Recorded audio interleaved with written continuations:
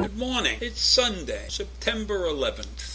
And that's a day that will live in infamy in this country, because that's the day that we were attacked. That's the day when planes were stolen and flown into skyscrapers. That's the day when thousands of people died at the World Trade Center. And I mention that because when I opened up just now and I said September 11th, those pictures came in. Pictures of the dust. Pictures of people scrambling out of the World Trade Center. But I'm not going to talk about the World Trade Center. That was an evil, evil day. But that's what happens with your mind. Things pop into it. Things that you don't realize that you have piled up behind your memory banks. So in any event, the other thing that happened on that search for something to talk about, I see the headline, Mr. Biden, tear down that highway. And I look at the picture that accompanies the headline, and I recognize that town. It's more than a town, it's a big city in Texas. It's Houston, Texas. And I used to have a client, Sakowitz Department Store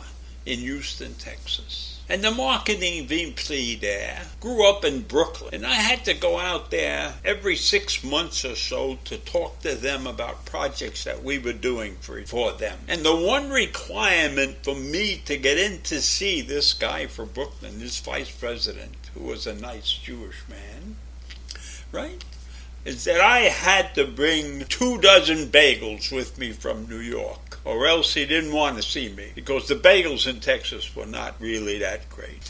But the thing about this picture is the highway. And the highway circled the entire city of Houston. And the interesting thing is that I recognized when I used to visit him that the people on the other side, the outside of city center, living along the highway, were the poor people. And in Texas, the poor people were primarily blacks and Hispanics.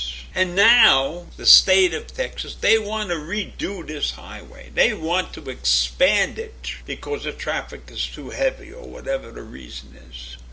And their expansion is to take away the areas that the poor people are living. So instead of pursuing ways to connect the city better, the Texas Department of Transportation has proposed a $9.7 billion plan to widen the highways with additional lanes. So they're going to expand this highway out away from the center of town. They're probably adding a third lane or something. But this huge housing development that sits on the edge of town, that is populated by almost 100% black population, has been empty. They have shipped those people somewhere because they're going to expand this highway to run through that, right? So this project underlines a problem facing cities across America. If urban highways enforce racial barriers between neighborhoods, why do officials keep spending so much money to expand them? Do the officials not recognize that fact? The fact that the highway is a barrier keeping the population separated? Is this on the table racism? Think about it. When all of these major cities, we're not talking about Houston only, they have these barriers. And the poor are on one side and the rich are on the other. So why, when they look at their roadways, why do they consider expanding them the way to go? And the interesting thing is, Atlanta has the same kind of thing, right? They have a circle around the town, and most of the people who live on the other side of the circle are not the well-to-do whites. They're the poor minority. And this is not a minor problem. The Department of Transportation has estimated that highway construction has displaced over 1 million people in the United States since the 1950s. Okay? And I can tell you from our experience in New York that we have done the same thing. And I am talking about when the state of New York decided to build the Cross Bronx Expressway. The Cross Bronx Expressway was a terrific idea to get people from one end of the Bronx all the way across to New Jersey and to some of the major highways that run out there. The Cross Bronx was actually the first American highway to be built through a dense urban environment.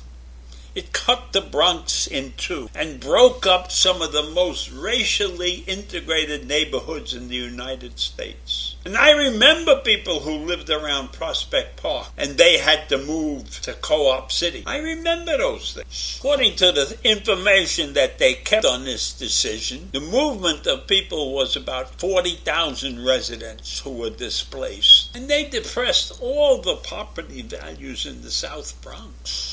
If you looked at those tenements while people were moving out, these empty windows were staring out at you. I am almost certain that the Cross Bronx is one of the most heavily trafficked roads in the country. And most of the traffic going over that road is long-haul trucking that passes straight through the borough, leaving behind only pollution. And I can tell you that there's a record numbers of people who have been affected with asthma attacks and breathing issues from the fumes that are spewed regularly in that environment. And in addition to the fumes, the cars and trucks blanket the borough with a steady roar. The ambient highway noise can be louder than a vacuum cleaner. So imagine growing up and living in that environment. That's awful. And you know what's even worse? We have this big fund that has been set up to help people who were trapped down around the World Trade Center when those buildings came crashing down. And there's TV ads constantly of lawyers who are standing up and fighting to give that money to anybody who was in that area.